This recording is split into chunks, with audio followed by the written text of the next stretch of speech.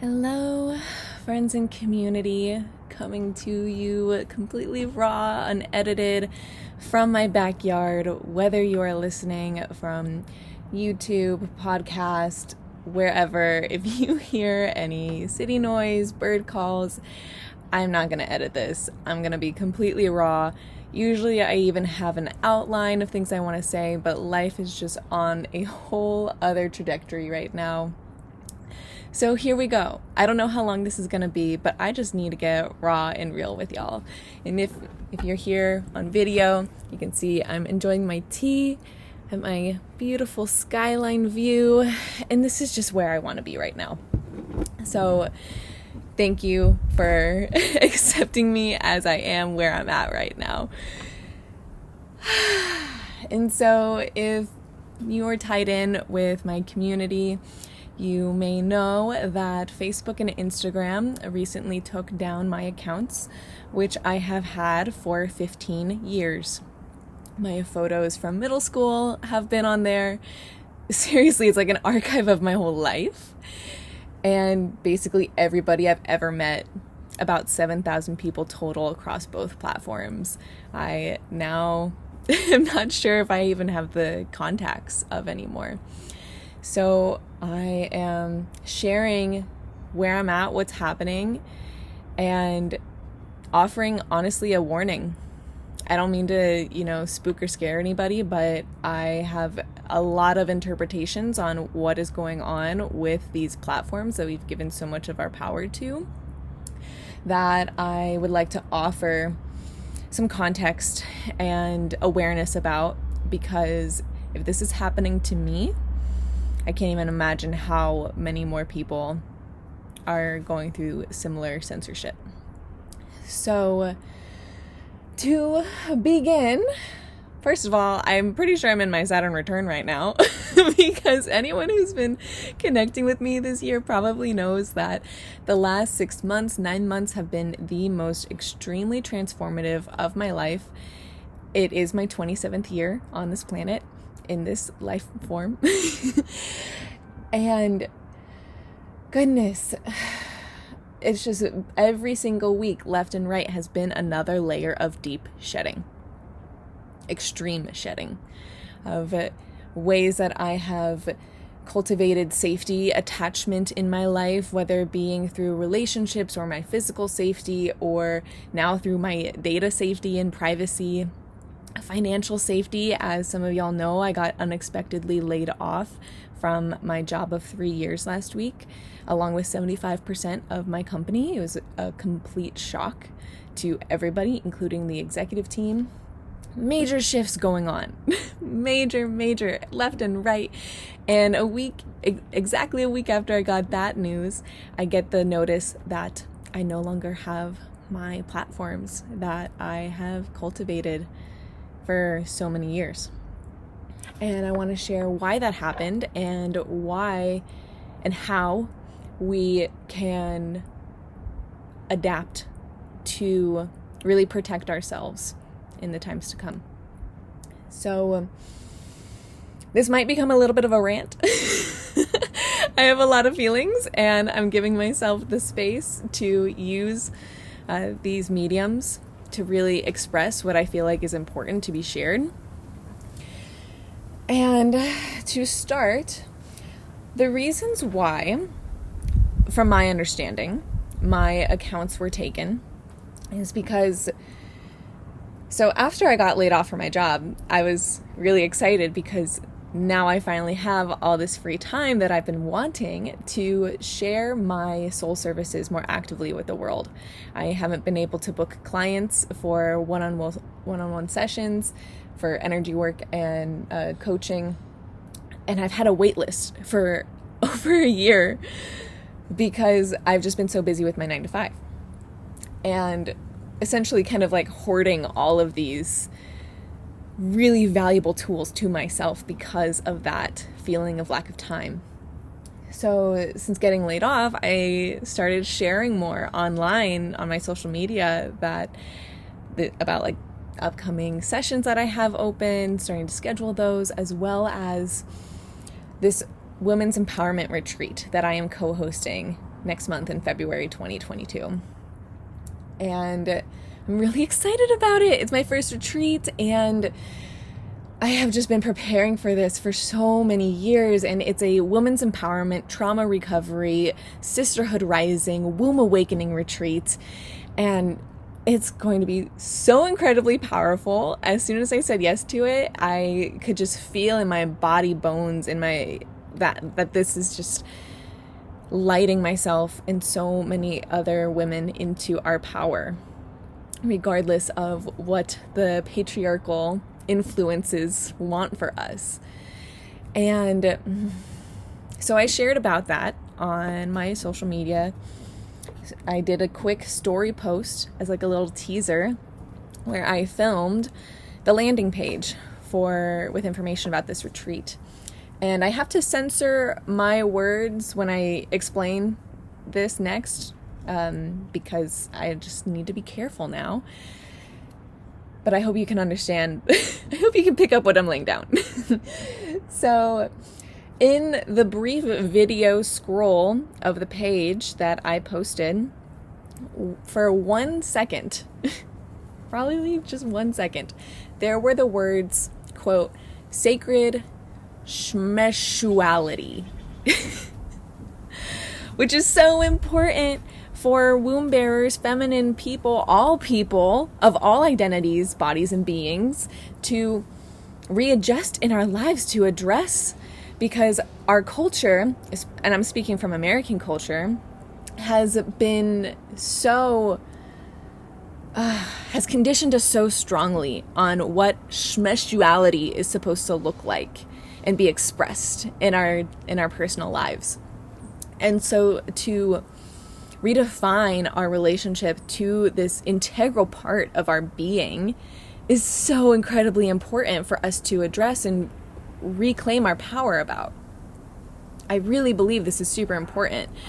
As some of y'all might know, when I was in college, especially also a bit through high school, I worked in shmeshual violence prevention, education, and trauma recovery. So this is a huge part of what I am passionate about. I also know a lot of people who use Instagram and Facebook who have had their accounts shuttered because of their passions about sharing shmeshual education, things that are really important for us to know about, that we're not taught really in public school, not taught very well in our current culture. And it was because of that word that the AI, artificial intelligence, content moderation robots took down my account, locked me out, blocked me. Done. You don't have your platforms anymore. You can't share about this important retreat. You can't do your soul work. No. Cut out. And if you go on Twitter or Reddit, you can see just about every single hour there is somebody new posting about how atrocious the Facebook and Instagram support resources are. I have spent hours in the support center trying out every single thing that they suggest in their support articles to get my accounts back. None of it works. In fact, I have had to go through so many loops and cycles, so many times in hitting dead ends with their processes of recovering disabled accounts. I was told by Instagram that I would get my account back after 24 hours. It's been about 4 days and I haven't been able to log in. And reason being is, first, I had to prove my identity after the 24 hours were up. And when I had to submit my ID to prove that I am who I am, this is my account, the AI robots did not like that Crystal Claire, which has been my nickname for many years, which is the name of my social media accounts, is not actually my legal name. And so the robots were like, nope, not your account, you can't have it. And so that was really frustrating for about 4 days. And then finally, after like 50 attempts of submitting, about maybe like 60 emails that I sent to Facebook support, which actually, get this, their email for recovering suspended and disabled accounts is actually full. The emails bounce back because no human is checking and managing those emails. It's only robots. So it's so bad that the emails bounce back. There's no one to help. And so I finally, just yesterday, got the ID verification process to go through. It finally registered that my legal name was my original name on my Facebook account. So therefore, this is mine. Has been mine for 15 freaking years. And then it says, okay, I get this like warning of like, your account has been disabled. You have 25 days for us to review your appeal, which I can't say anything. I can't tell them how messed up this is. I just have to click, please appeal and review this. And that's all I can do. And they said, I have screenshots. We are low staffed. Facebook is low staffed due to COVID. And so we may not even be able to review your account appeal. And if it does not get reviewed and appealed within 25 days, your accounts are permanently deleted. Yeah. So, and again, if you go onto Twitter and Reddit, I swear to goodness, there are hundreds of people in the exact same position as I am, of having their accounts either hacked or unnecessarily taken away from them because their content moderation AI is so incredibly unreasonably strict on things that it doesn't need to be. And they're stuck in the same position of just like, I might lose these accounts forever that I have been conditioned to be so reliant on. So this is where I'm at. I don't know if I'm going to get my accounts back. I created backup ones just in case. But regardless of whether or not I get my accounts back, I am completely shifting my relationship to these platforms moving forward. I refuse to continue to feed the beasts that have conditioned us to, number one, be reliant on these platforms for our main forms of quote unquote connection and communication. It's actually absurd to me now in this reckoning that so many people who I love and adore, I can't talk to anymore because I don't have their phone numbers. Like, I've only been connected to them on social media, even though I talk to them regularly. And the fact that that is now gatekept from me, I can't connect with my community, is so infuriating. And I just gotta say, like, content warning, this might get a little spicy and intense, but it's the reality that those platforms are so commonly used for real illegal activity. Sex, drug, child trafficking. That's all rampant on those platforms. And the amount of enforcement that fails towards that real criminal activity is atrocious. And yet their content moderation robots will take down accounts that are small business women supporting women. Women supporting trauma recovery. People that are doing their part to make this world a better place. And if you have not watched The Social Dilemma, I highly recommend it. If you have not looked into the story of Edward Snowden, I strongly recommend it, because to perceive that these platforms have our best interests at heart is a fallacy. It's an illusion. And I've known this for years. I have talked about this for years, like a decade even, with so many people in so many capacities. And I gotta be honest, I've been complacent. I have been complacent because I have known that these platforms are mining our data, are tracking us, are using our information to sell things to us, but then also try to control our lives, the media that we are exposed to, the ways that we can communicate with those that we love.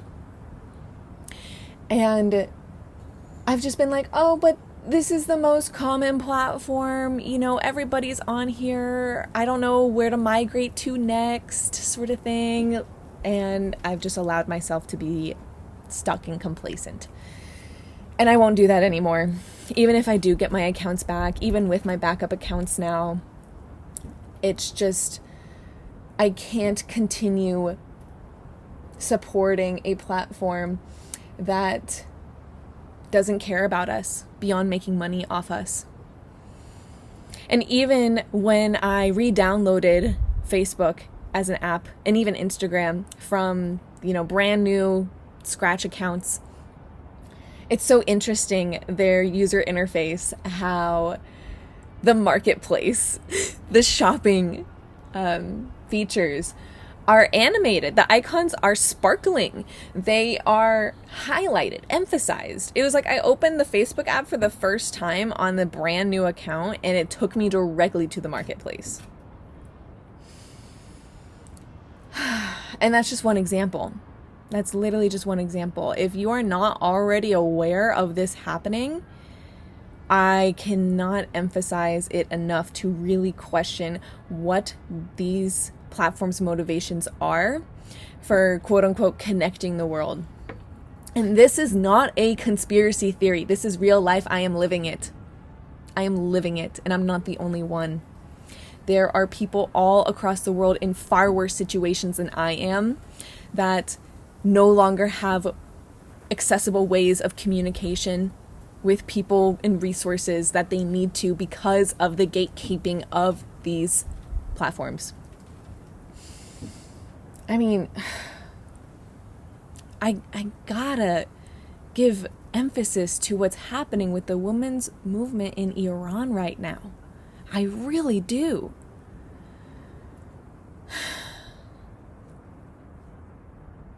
It's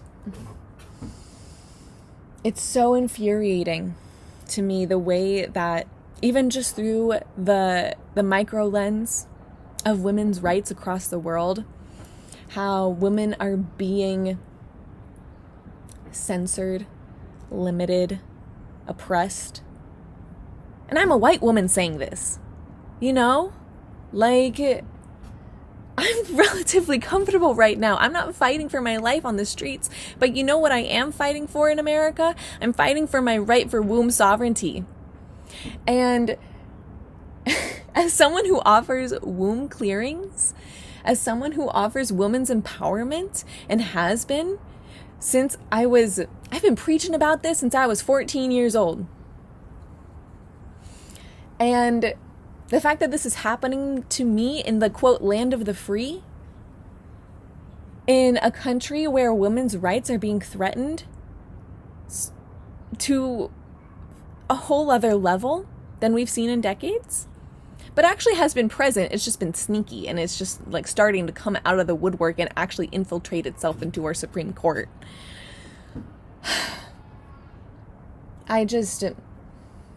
I have to acknowledge that this is related.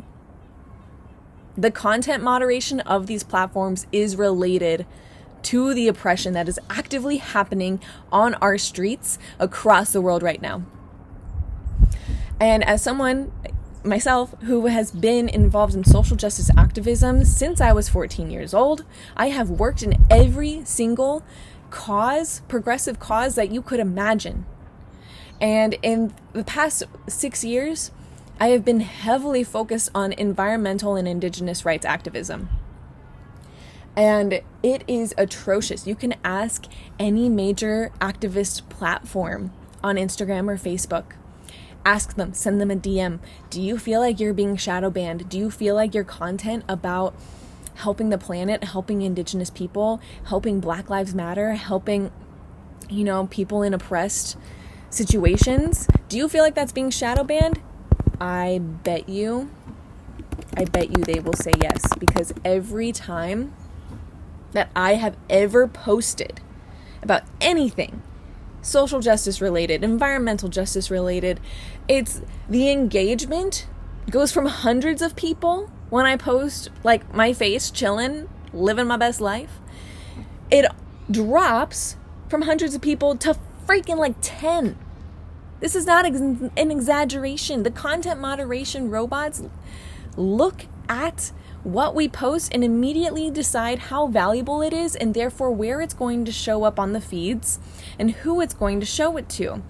And this is not made up. I have worked professionally in social media since I was 18, just started getting into college. I studied marketing, public relations, social media communications in college. That's my professional role. I know how these platforms work. I study the algorithms as part of my job. That's what I get paid for. And I'm getting really fired up, and there's also a lot of construction noise starting to happen. So bear with me. There's a whole lot of energy afoot. But if you have a creator profile on either of those platforms, you can look at the creator tools and analytics business side of those platforms. And Instagram especially provides insights on how to work with their algorithm. And they expressly say that's how the algorithm works. The robots will decide what content is worth sharing. And they have been programmed to not prioritize women's healing, smeshual empowerment and healing, addressing of really hard, oppressive realities that affect our day-to-day lives. No, that doesn't get traction. And I swear to goodness, you can ask anybody with a big platform. I work and have worked for Instagram accounts and organizations with over 100,000 followers. Same thing happens every single time. And it was actually the day before my account locked out that I was on a call with my team and my mentor in women's empowerment, trauma recovery, and smeshual healing. And they have about 30,000 followers, and they're experiencing the exact same thing. They've been getting shadow banned for years, and it's never been worse than it is today, and they're even planning on migrating. So many big accounts are migrating to other platforms because we have to. Instagram and Facebook do not have our best interests at heart. They say they want to connect us, but they really want to control us. They do. Their illusion of connection is not real. And the way that I also see this is, imagine that our brain capacity to socialize every day is a container. We only have so much energy to socialize a day. And when we are on social media, there is an illusion that we are socializing. We get the dopamine hits from likes, notifications, engagements. But in reality, that type of engagement has nothing on the quality of real connection, of getting on the phone with somebody, of being in person with somebody.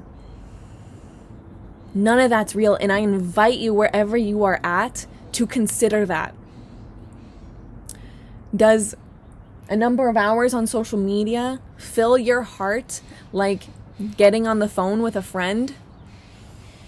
Of being in person with loved ones? And if you are in person with your loved ones, put the phone down. Put the phone down. These devices have been programmed to make us addicted to them. Even the birds are going off right now, y'all. There's real life happening out here, waiting for us, calling for us, beckoning for us to come back.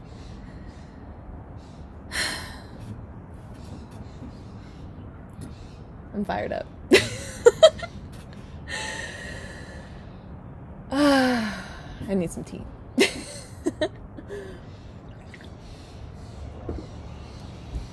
I really am sharing this because I honestly think this is only going to get worse. And I'm not saying that to be scary. I'm not saying that to, spook anyone or freak people out. But this is the reality. It's getting so much worse that if you have paid attention, you may have seen that recently, I think this was like last month, September 2022, that Android companies went to iPhone, Apple, and were like, hey, can we work out SMS chatting? Because as you probably know, Android and iPhone don't usually click very well when it comes to sending SMS basic text messages. There can just be a major disconnect. A lot of media doesn't get sent to the same quality. Like anytime I have an Android, anytime that an iPhone sends me an image, it's like totally borked and I can't even see it. If it's a video, it's just like not even watchable. And Apple said in the response, Tim Cook, CEO, you can literally look this up. In this video, I would literally put up a little like screen thing of like the article here, but I'm too lazy and I don't have time for that. So, but mark my words, you can Google this. Tim Cook literally said verbatim, no, we're not doing that. We're not collaborating with Android. If you want to communicate with your loved ones better, buy your grandma an iPhone. He literally said that. And with all of the lawsuits Apple has gone through about how they do hyper competitive practices to maintain majority market share, it makes complete sense that if they can pressure people to switch to iPhone, they will, and they are. And that's them just trying to make more money. That's why they've literally been sued in the ways that they allow their devices to deteriorate over time. Because it forces people to upgrade, to get another device, to get a dongle that they didn't need to get. That was honestly when I switched to Android, was when they took away the aux cord. I was like, what the heck? That's not okay. But here we are. And that's the reality. And then get this, yesterday, so on my Android, I've been able to text in group chats with iPhones, no problem. It's called an MMS text message, where it's multimedia. And last night I sent a text to a group chat of iPhones and then went through no problem. And then 3 hours later, I sent another one and then it didn't. And I tested it with, some friends who have iPhones, sending them directly pictures or, any group chats, MMS text, doesn't go through. And I've looked up everything that I can online. I'm calling my carrier and there's no solutions yet. And so I say this also because our SMS text messages are also not protected. These companies that have pressured us into these devices do not have our best interest at heart. They do not want us to be actually connected. They want to pressure us to feed them more money. So, what's my recommendation? If you have not downloaded or started using an encrypted form of messaging such as Telegram or Signal, download it now. Start talking to your friends, your family members, through private encrypted platforms now. I mean, sooner the better, because they just collect our data all the time through whatever platform we use that is not protected. Have you ever experienced where you said something out loud and then you get a advertisement for it next time you look at your phone? It's all real. It's creepy. And I don't support them watching us when our laws are changing so rapidly, when our human rights protections across the world are being threatened. No, I don't trust it. I'm not messing around with it. And Telegram's great. It's so easy. The user interface is fabulous, and I honestly think it's only going to get better because of so many people migrating to it. So that's my recommendation. That's what I'm doing. I'll be prioritizing YouTube more moving forward. Perhaps TikTok, but TikTok is also, in its own ways, just as corrupt. So it's kind of just like, I will continue to be present with Instagram, Facebook, even TikTok, SMS text as I need to be.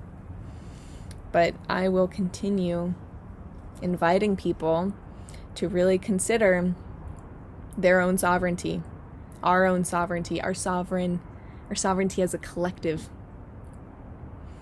Do we really want to be subjected to these algorithms that don't care about what we share, that don't care about what we do or who we are, that only see us as numbers in the cogs of ways to generate more money for them? Whether it's buying a new device for your grandma or, contorting ourselves on the content that we share and just hoping that people that already follow us might see it. No way.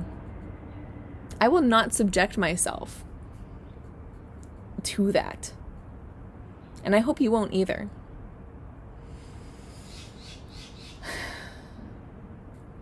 And all this to say, I will give context that I grew up in Silicon Valley.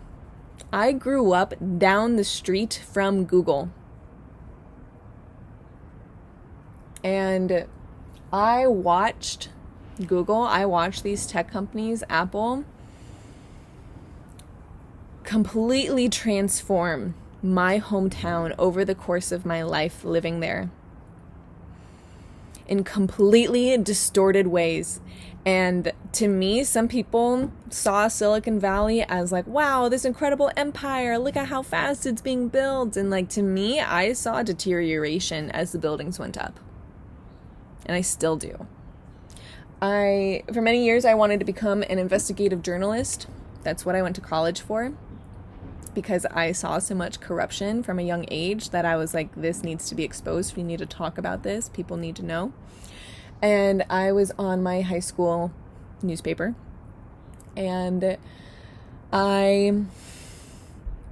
every single month I would pitch like, hey, I really want to do this story about corruption, on how these big corporations actually are setting us up to not take care of us. And every single month people would be like, oh no, that's not a big deal. We'll do it next month. And my whole life, I have been talking about this, and continuously people have been like, that's a conspiracy theory. Chill out. Y'all. I have not been I've not been unconvinced. I have only seen more and more evidence to come out. And if you have not seen it yet either, just do some quick Googles, yo. And fuck. Sorry my language, but dang it. Even just that word, Google something. They have infiltrated. so much. Shoot, use DuckDuckGo.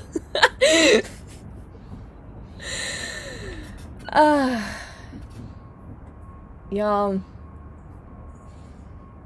this is real. This is really real. And again, if I'm experiencing this as someone posting about a women's empowerment retreat, you know, in a time where women's rights in America are being more threatened than ever, reproductive rights and womb reclamation, I don't even want to know. Like, I'm not feeding into whatever's coming next. And as part of my time growing up in the Silicon Valley, I obviously got to know a lot of the workings around there. There is a shadow side to the Silicon Valley, mark my words, I've seen it. And part of it also has to do with Google.